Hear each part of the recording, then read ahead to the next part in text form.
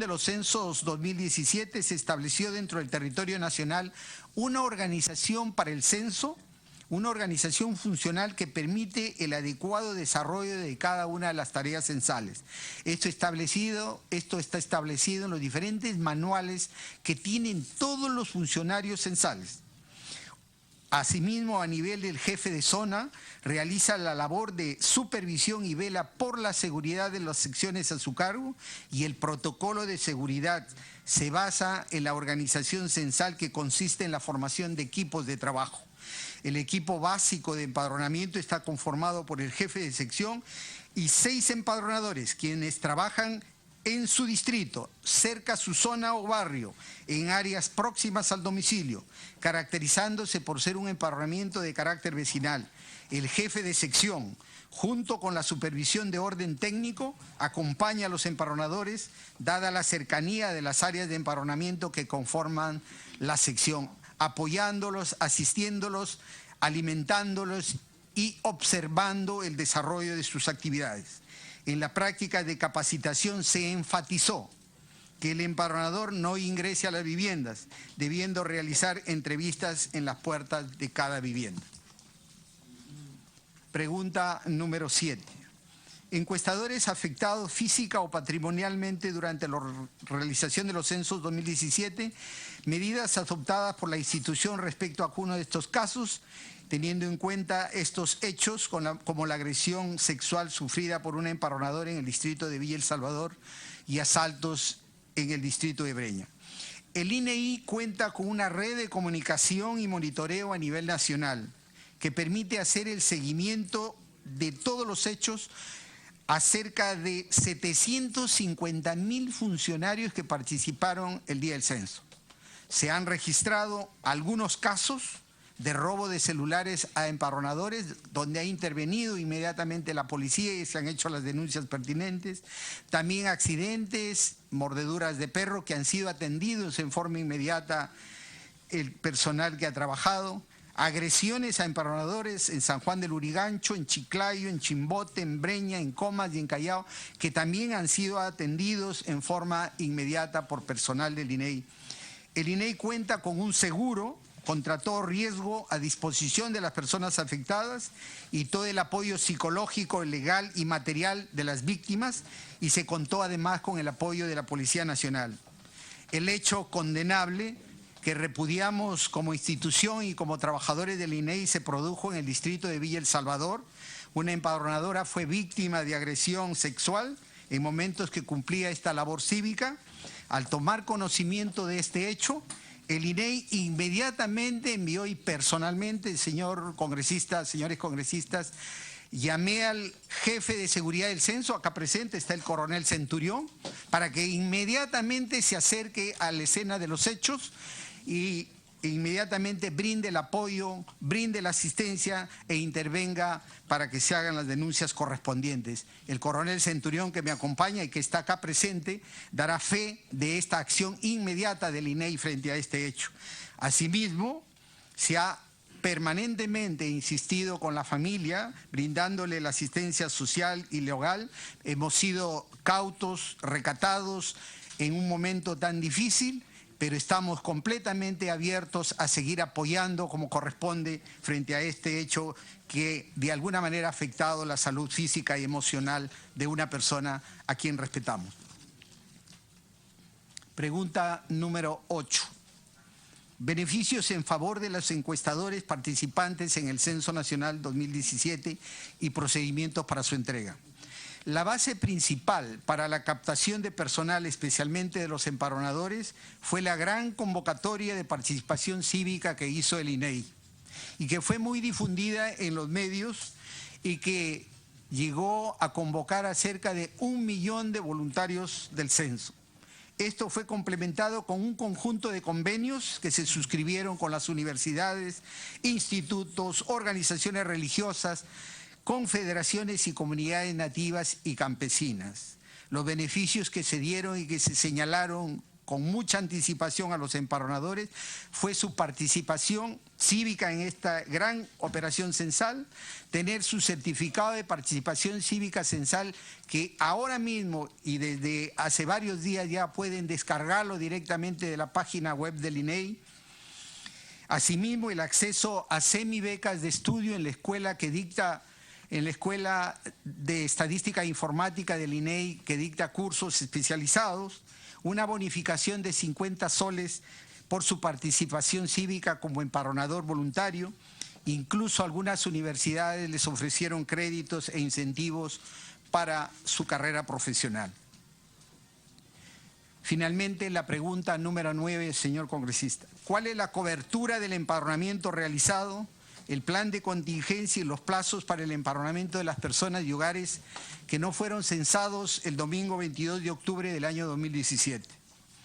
El 22 de octubre del año 2017 se ha efectuado el empadronamiento de las viviendas en toda el área urbana de los 1.874 distritos del país, en cerca de 600.000 áreas de empadronamiento urbano. Sin embargo, como se ha señalado, por problemas logísticos y de expansión urbana, algunas viviendas no fueron empadronadas, proceso que estamos en plena recuperación que culminará en la medida que culmina el censo en las áreas rurales del país. Como es práctica usual en todos los países que hacen un censo de hecho, esta no cobertura en el empadronamiento de acuerdo al protocolo establecido en el plan directriz se encuentra en proceso de recuperación que estará culminando a la par del censo en las áreas rurales en la próxima semana, y el plan de recuperación tiene como objetivo fundamental alcanzar el máximo de cobertura y minimizar la tasa de omisión censal. A efectos de realizar una evaluación técnica del proceso censal, el INEI, el día 26 del presente mes, el INEI solicitó una auditoría internacional al Fondo de Población de las Naciones Unidas a efectos de evaluar los componentes del proceso censal del año 2017. Y finalmente señalar que la encuesta de evaluación postcensal que ha señalado el señor Francisco Costa, jefe encargado del INEI, culminado el censo, se implementará esta encuesta de evaluación postcensal con el acompañamiento de expertos internacionales del Fondo de Población de las Naciones Unidas. Esta importante investigación estadística permite evaluar la cobertura y la calidad de los resultados del censo. Se ejecutará inmediatamente después de culminadas las actividades censales. Se realizará a nivel nacional en el área urbana y rural en los 24 departamentos y en la provincia constitucional del Callao. El trabajo de campo se realizará en 30 días y consistirá en revisitar las viviendas de una muestra representativa de las áreas de empadronamiento urbano y rural. La encuesta consiste en contrastar los hogares censados y los hogares de la encuesta postcensal que permita conocer la tasa de omisión censal y la calidad de los resultados del censo que se han recogido de las 47 preguntas utilizadas en la cédula censal. Señor presidente, señores congresistas, esta es la exposición que traíamos el día de hoy y dejo en el uso de la palabra al señor Francisco Costa. Sí, damos la bienvenida al señor César Vázquez, congresista César Vázquez, Richard Acuña, Roberto Vieira. Señor Francisco Costa.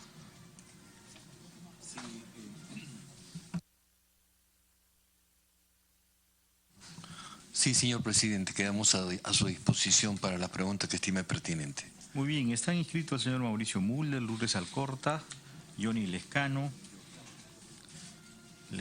bienvenido Ramírez, Humberto Morales, Marco Miyashiro, Roberto Vieira, Edwin Donaire. Tiene la palabra el congresista Mauricio Mulder. Gracias, presidente. Bueno, sin duda este es un tema que no debiera haber llegado a las instancias a las que está llegando. Debería haber sido un tema de rutina, debería haberse procesado y simplemente ya estaríamos más bien comentando los resultados estadísticos de lo que se encuentra en nuestro país, pero nos encontramos en una situación que es consecuencia de un desmanejo, de una falta de capacidad integral del gobierno, según mi criterio. Y que comenzó con las propias declaraciones del ministro del Interior cuando, en un tono absolutamente compulsivo, autoritario, empezó a decir, bueno, todo el que salga a la calle será detenido, se le llevará a la comisaría, se le retendrá. Absurdo, ridículo, parecía un estado estalinista. Y el propio presidente del Instituto Nacional de Estadística contribuyó en eso al decir, bueno, sí pues, o sea, nadie debe circular, tienen que ir a si la persona circula, se va a la comisaría. Eso generó pues una sensación de compulsividad en este tema, y no como debe ser un censo en donde justamente lo que se pide es la colaboración ciudadana y se van generando valores cívicos para que la ciudadanía lo haga. Después se rectificó, pero ya era tarde. Yo quiero formular mencionar dos o tres temas para que se respondan y que no se han mencionado. Primero, la víctima de violación ha señalado de que un funcionario del INEI le ofreció 1.000 soles porque retirara la denuncia. Y ella ha ratificado eso.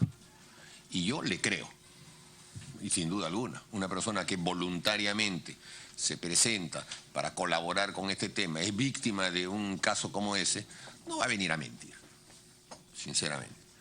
Y no se ha dicho una palabra de este tema. También se nos está diciendo que el tema de la pregunta sobre la etnicidad se practica en otros países. Y se señala que es en los Estados Unidos donde se hace este tema, aparte de los países de la zona. Pero Estados Unidos es un país en donde la segregación racial es una constante, es una lógica con la que esa sociedad vive. Pero el Perú no, el Perú es una sociedad en donde hay discriminación racial. La ha habido históricamente, y las preguntas sobre la etnicidad son preguntas que inducen a la discriminación. Y en años anteriores, recuerdo desde la época de Velasco, este tipo de preguntas se eliminó para que justamente no sirvieran como condicionantes de la discriminación racial que ha habido siempre en nuestro país. La autoestima nacional siempre estaba muy por debajo de lo que debía haber estado porque todos eran mestizos, pero todos querían ser blancos.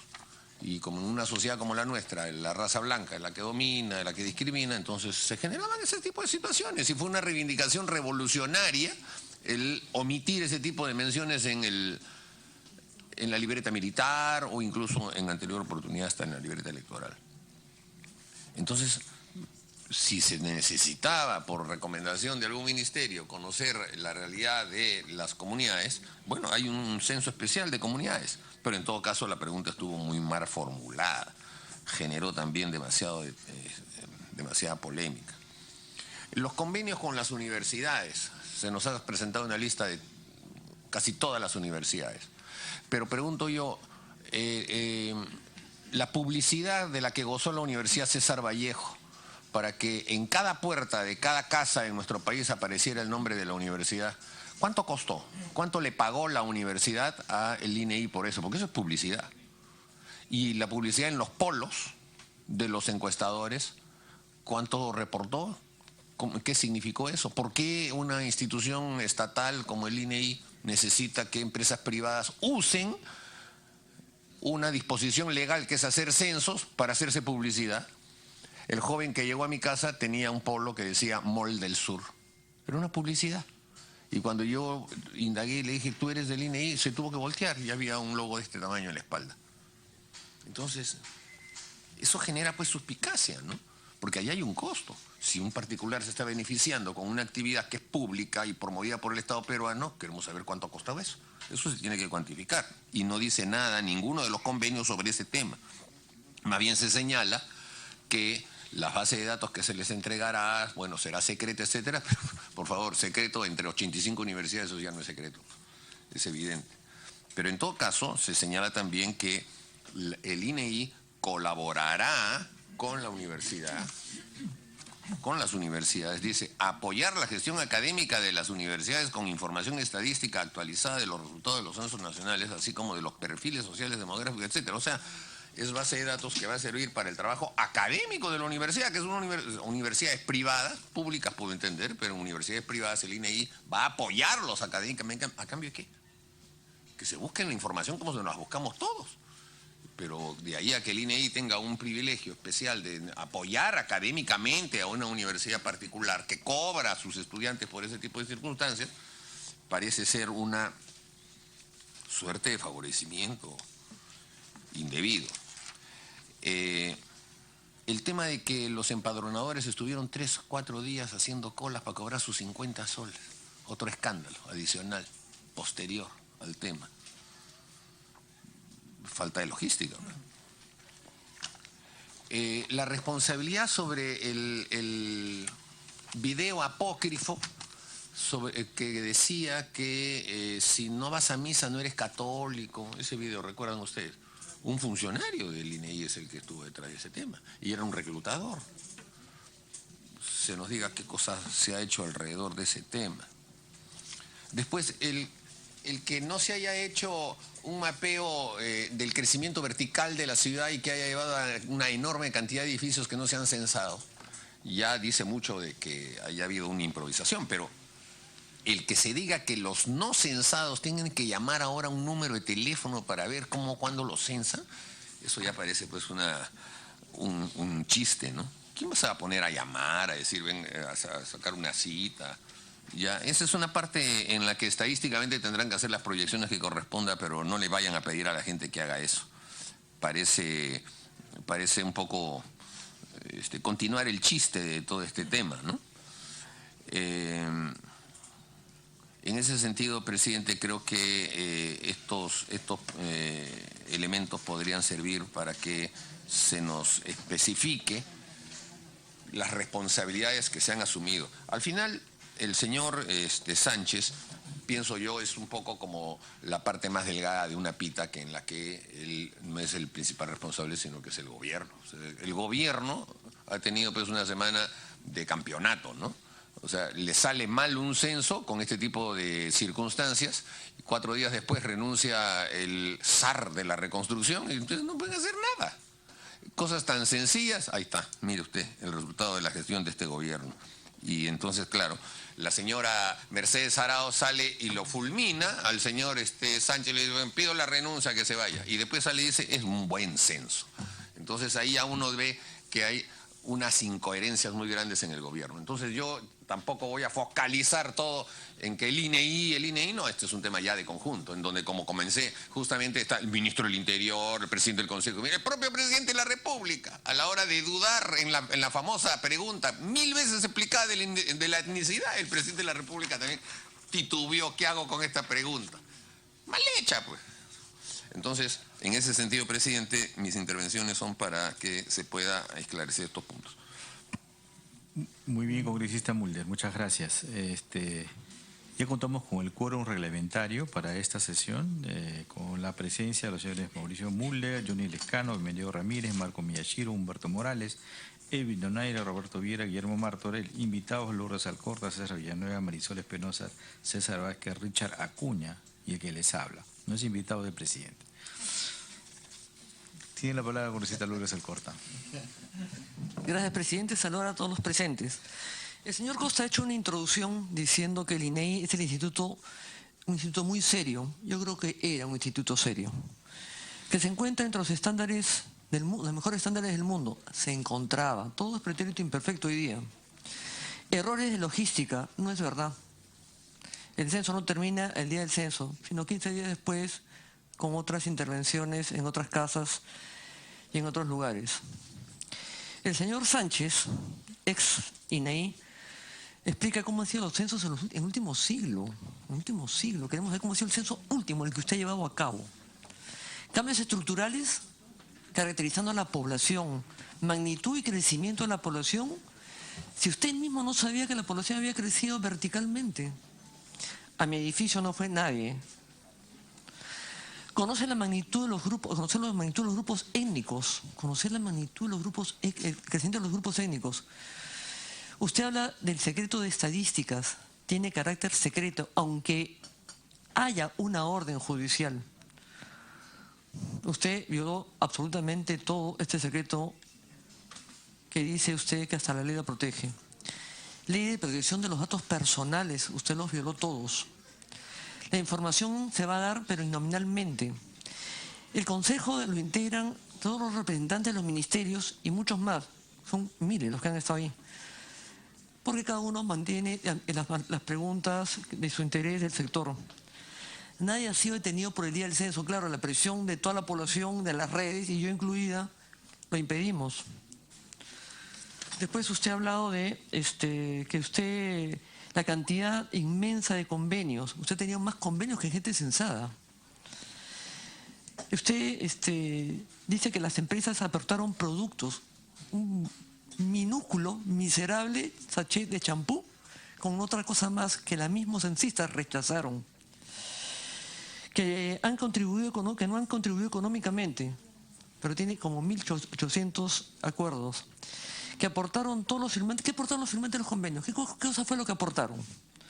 Usted hoy día está argumentando para defenderse todas las deficiencias del censo, que yo lo considero malo, debe anularse, no sirve para nada, ha creado absolutamente desconfianza. Cada vez que se toque el censo será que diremos que no sirve para nada, que los datos que han traído ahí no sirven para nada. Ese es el daño que le han hecho ustedes a la institución que considera los estándares más grandes del mundo y que es una institución seria. Usted dice que el INEI tiene un sistema para ver todas las ocurrencias. Mentira, pues, ha sido la prensa la que ha chequeado, fiscalizado el censo, excepto la señora Arauz, que por supuesto lo ha visto del helicóptero, pensando que es una desgracia natural, o por ejemplo las mismas redes sociales o la misma población que ha atendido muy bien a los censistas, pero la población que ha filmado y a través de las redes ha denunciado la cantidad N de hechos que han habido ahí. Entonces, la situación del censo ha sido para mí desastrosa y no les creo en lo personal absolutamente nada. Preguntas puntuales. ¿Quién del Ejecutivo le pidió que expusieran ustedes el procedimiento de todo el censo antes de llevarse a cabo? Y esto comienza en la época de Zavala porque pertenece a la PCM. ¿El señor Zavala lo hizo? ¿Algún representante, la señora Mercedes Arauz, que como lo digo, ha visto el censo desde el helicóptero? Las preguntas no han sido recogidas, las que podían haber orientado lo que es el núcleo socioeconómico. Por ejemplo, a mí me preguntaron 10 preguntas, pero por ejemplo no recogieron tipo de electrodomésticos, qué marca de electrodomésticos, cuántos electrodomésticos, cuántos televisores, qué tipo de luz usan, bombas, qué tipo de bombas usan, 20 ahorradores, carros, qué marca de carros, todo lo que puede implicar un nivel socioeconómico. Yo he sido publicista y conozco lo que es hacer una encuesta sobre temas socioeconómicos para saber dónde se dirige un producto. Es parte del marketing, pero sobre todo es parte de un informe del INEI. ¿Qué capacitación tuvieron los censistas y a cargo de quién estuvo? ¿Quién autorizó usted, señor Sánchez, a firmar convenios con terceros, aunque usted haya sustentado acá lo que la ley dice? ¿Quién autorizó a usted a dar información secreta, como usted lo ha hecho 4 o 5 veces acá, a terceras personas? Dejó de ser secreto. ¿Quién autorizó, con qué derecho ofrece usted información privada de terceras personas, de toda una población de 32 millones de peruanos? ¿Con qué derecho ha hecho usted eso? ¿En qué se avaló para hacerlo? ¿Quién le otorgó el permiso para hacer eso? No me vuelva a repetir lo que usted me ha leído, porque usted se está defendiendo. ¿Quién autorizó? ¿Qué autoridad lo autorizó? ¿El señor Zavala en su momento? ¿La señora Arauz, el presidente de la República? ¿El señor Richard Webb? ¿Su consejo? ¿Quién lo autorizó? Usted se ha pasado diciendo en todas las entrevistas que el INEI iba a hacer el procesamiento de los datos, pero usted no le dio la gana de entender que lo que le estaban preguntando es por qué se iba a entregar la información a las universidades. Y usted respondía que no nos preocupemos, yo se lo he escuchado, que no nos preocupemos, que los datos van a ser procesados por el INEI. Eso no es el cuestionamiento es quién autorizó usted a dar información a universidades. El video que dijo, que ya hizo referencia al congresista Mulder, que salió una niña a decir, si no te gusta Cipriani, vota que no eres católica, pero fue difundido por un empleado del INEI, que al margen de haberse separado, me imagino que ustedes lo habrán denunciado. Quisiera que me cuente en qué situación se encuentra ese personaje. Después, otras preguntas, que manera de utilizar los datos de la Universidad César Vallejo está vinculada. La Universidad César Vallejo está vinculada a un partido político, está vinculada a un candidato presidencial, el señor César Acuña. Tiene una representación en el Congreso de la República, tiene representación a nivel nacional en las municipalidades. Como comprenderá, eso estuvo mal, señor Sánchez. Las unidades de San Marcos, las Católicas, todas ellas, ningún problema. Pese a que yo sigo insistiendo que usted no tenía ningún derecho, ni tiene ningún derecho, ni usted ni el señor Costa, a repartir información privada. No tienen el derecho de hacerlo. Pero darle la información a una universidad vinculada a partidos políticos y a intereses particulares, como hay una universidad cerca de su casa, ¿a qué viene esa pregunta? ¿Para qué sirve esa pregunta? ¿A quién le va a dar ese dato? Y después repartir con los polos de Universidad César Vallejo, a los censistas, o que en la puerta de tu casa le pongan a uno casa censada con Universidad César Vallejo. Esa es publicidad que se la gana ¿quién? Mal de parte de ustedes. Ha dicho también que no sabía que se había crecido verticalmente. Por eso que muchos edificios nuevos no fueron censados. En mi edificio no fueron censados, llegó nunca el censo. Al de mi hija en Barranco, el de mucha gente que conozco, nunca fueron censados. Miles de personas, señor, no fueron censadas. A muchos censistas se les vio en las calles y en locales deportivos, están filmados. La población también contribuyó a la fiscalización, borrando los datos. Canal N ha sacado hace poco, ayer o antes de ayer, un complejo deportivo donde habían montones de muchachos borrando. ¿Qué es lo que borraban? ¿Qué es lo que ponían? Hemos visto en las esquinas de las calles haciendo lo mismo. A las 3 de la tarde en Villa María del Triunfo no habían llegado los cuadernillos. Y así miles de ejemplos. Los muchachos se mandaron mudar porque no querían seguir esperando. Otros casos que dejaron los cuadernillos en los edificios para que el vigilante del edificio lo entregara a los vecinos. Después los chicos lo recogerían. ¿Qué significó eso? ¿Cuál fue el control que hubo? Su censo ha sido un reverendo desastre. Debería declararse nulo. Gente haciendo colas para cobrar 50 miserables soles. Yo hablé con la ministra de Economía y me dijo que le habían hecho toda la transferencia de lo que costaba el censo. Pero como usted dijo que no habían hecho la transferencia al Banco de Nación, hablé con el presidente del Banco de Nación también. Y me dijo que le habían hecho la transferencia solamente para los supervisores, pero no para los censistas. Y que usted le había pedido que le regresaran la plata para ustedes pagar directamente los 50 soles en calles infinitas de culebrones de gente que no solamente perdieron el domingo, el lunes y el martes. ¿Con qué derecho? Porque nadie nunca más va a apostar para un INE que hoy día se jacta de lo que fue en su pasado, con estándares que hoy día ustedes han enterrado. Menores de edad de 16 años, ¿cómo pudieron ustedes contratar a menores de 16 años? Una de mis asesores que está acá presente, fue a su casa una niña que acaba de cumplir 16 años. ¿Qué pasa si le tocaba una casa de un miserable que lo podría haber violado? ¿Cómo pudieron ustedes contratar a gente menor de edad? ¿Con qué derecho? ¿Quién los autorizó? Ustedes deberían ser penalizados y acusados por eso. El tema de la censista violada, a la que le ofrecen plata para no hacer la denuncia, ya la situación ya colma la ineptitud, la incapacidad, la impericia, pero sobre todo la falta de decencia. Una mujer violada que se ofreció por 50 soles a hacer censo y termina violada y le ofrecen 1000 soles para que se quede callada. Y la ocurrencia no fue detectada por ustedes, sino por todos los vecinos. Los vecinos, los censados, fueron los mayores fiscalizadores junto con la prensa, porque todo fue televisado. Nada se está inventando acá, señor Sánchez y señor Costa. Dijo al final del día que el día de ese mismo día del censo, que solo el 2% no había sido censado. ¿Con qué data? ¿Con qué data? ¿No tenían idea de lo que había pasado? Si usted mismo no sabía que se había crecido verticalmente. La cantidad de gente que decía a las 5, 6, 7 de la noche que no había sido censada. ¿Y usted con qué información, con cuál data? ¿Qué cosa fue lo que dijo qué cosa fue lo que tuvo en la mano para decir que el 2% no fue censado? Mentira, pues.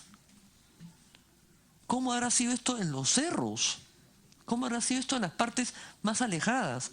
¿Cómo habrá sido en provincia? Este censo, señor Sánchez, señora Costa, no sirve para nada. Ustedes gastaron millones de soles para el censo.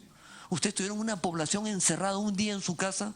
Ustedes tuvieron gente voluntaria para hacer el censo.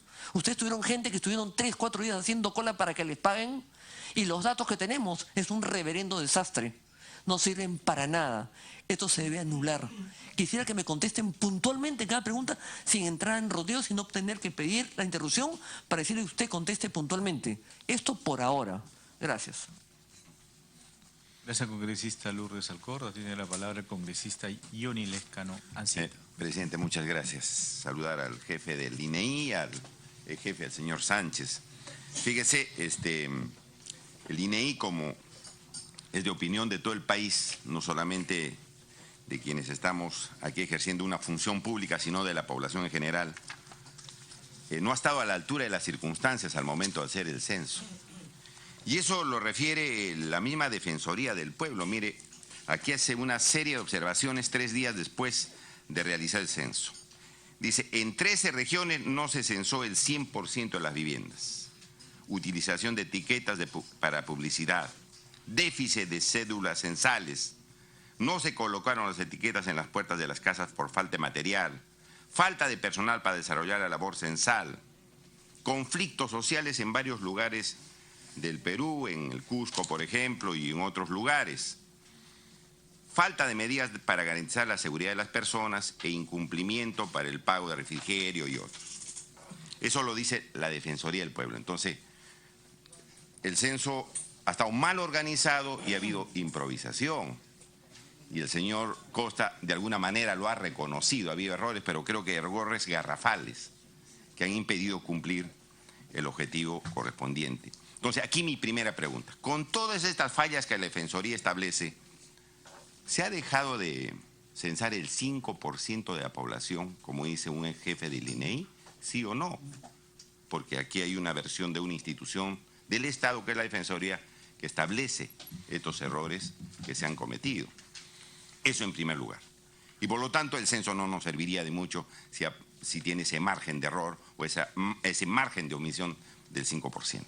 En segundo lugar, el presupuesto inicial era 173 millones de soles, ¿no? Pero se les dio 7 millones más. Es decir, el presupuesto final del Estado para hacer el censo es 181 millones de soles. 181 millones de soles. Nos han dicho los funcionarios del INEI que no han recibido ningún tipo de transferencia o dineraria de ninguna institución privada. Sin embargo, en el mismo cuadro que ellos nos traen, nos ponen donaciones y transferencias. Transferencias entiendo porque es de dinero, o ellos que nos aclaren. 29% del presupuesto para hacer el censo dice donaciones y transferencias. Se entiende que son de los privados. O que nos expliquen si es de alguna institución pública, pero necesitamos un detalle ahí, de dónde recibido esas transferencias y esas donaciones. Porque, repito, si son transferencias, quiere decir que son en dinero. Miren, ¿y cómo se ha gastado estos 181 millones que solamente es del Estado? 18 millones para métodos y documentos, 18 millones y fracción, 151 mil. Y faltaban cédulas para censar a los ciudadanos. Entonces, hasta el dinero parece que se ha quedado por ahí. No sé qué ha pasado con el dinero, porque ha faltado material y se ha gastado para material y documentos y métodos 18 millones de soles.